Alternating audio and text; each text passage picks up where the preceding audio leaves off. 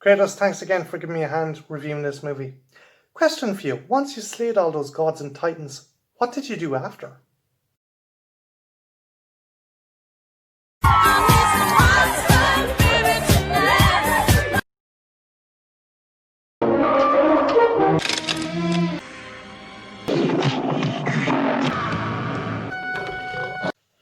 Hey guys, welcome to episode 5 of what I like to call Stop Motion Spectacular, where I look at some of my favourite stop motion movies, and today we are looking at 1963's Jason and the Argonauts. This is one of the first Ray Harryhausen movies to feature Greek mythology and was directed by Don Chaffee.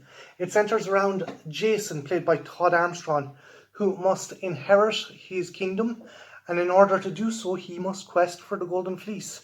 Along the way he encounters a menagerie of creatures, and this movie kicks ass as a result.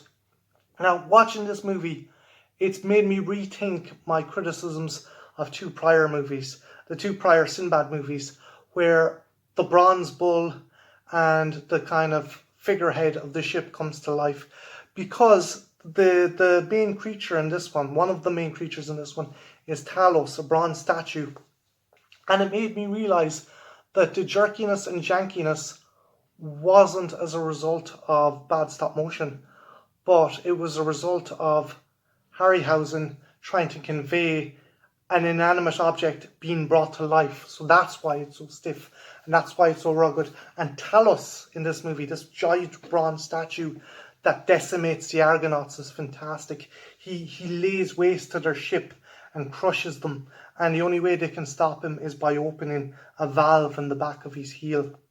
Other standout creatures in this are the harpies, who Jason and his men decide to capture in order to get information from a blind man who's being tortured by them. They're very cool, they're very kind of gremlin-esque. The poor guy, he's blind, and every time he goes to eat food, the harpies come down and take it on him.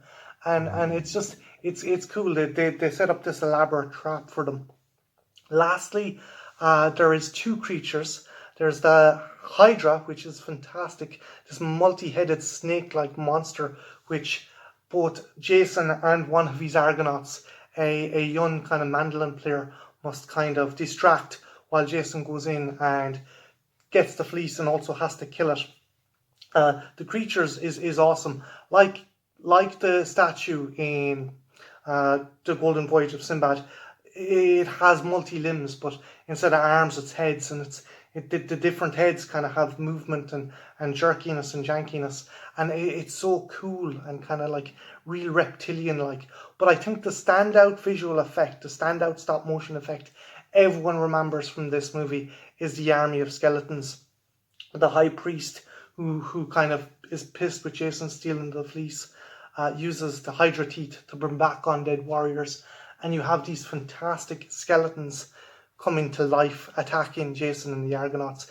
And Harryhausen kind of wanted them to be evil, so he kind of sculpted the skeletons with a very kind of sinister brow, and it's fantastic. The swashbuckling sequences are awesome, and it is kind of a staple of Harryhausen. I think in 1963 this was the effect that put Ray Harryhausen on the map, because you had this very elaborate fight sequence involving not one stop motion creature but multiple stop motion creatures against human characters, and it is so frenetic and frantic.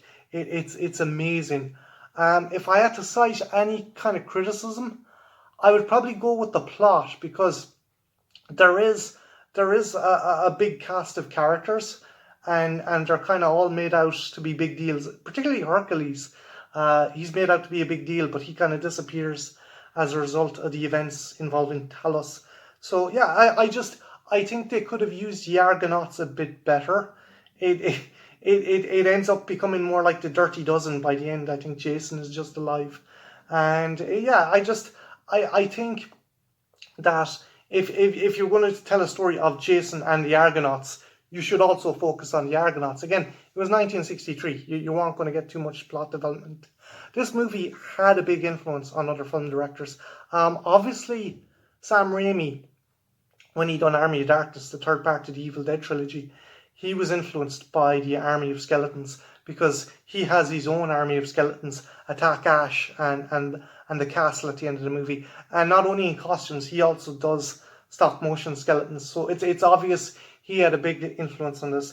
Also, Steve Summers, you can see that Steve Summers wasn't only influenced by like the Universal Mummy for his Mummy movie, but also this. You have Rick O'Connell at the end fighting an army of skeleton-esque kind of mummies, and they're jumping around the place, and it's very swashbuckling. So you can obviously see this. So yeah, this is, I think, the movie that put Harryhausen on the map.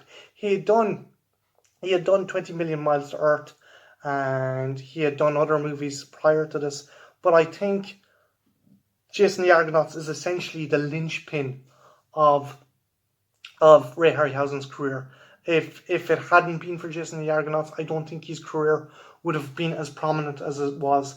And the main kind of reason for that was the skeleton sequence at the end. So yeah, again, if you're a Harryhausen fan, this is an absolute must. You have to check it out. The next movie I will be doing will be another Greek mythological movie, and it will be 1981's Clash of the Titans. So stay tuned for that, and yeah, have a good one. Take care. Bye now.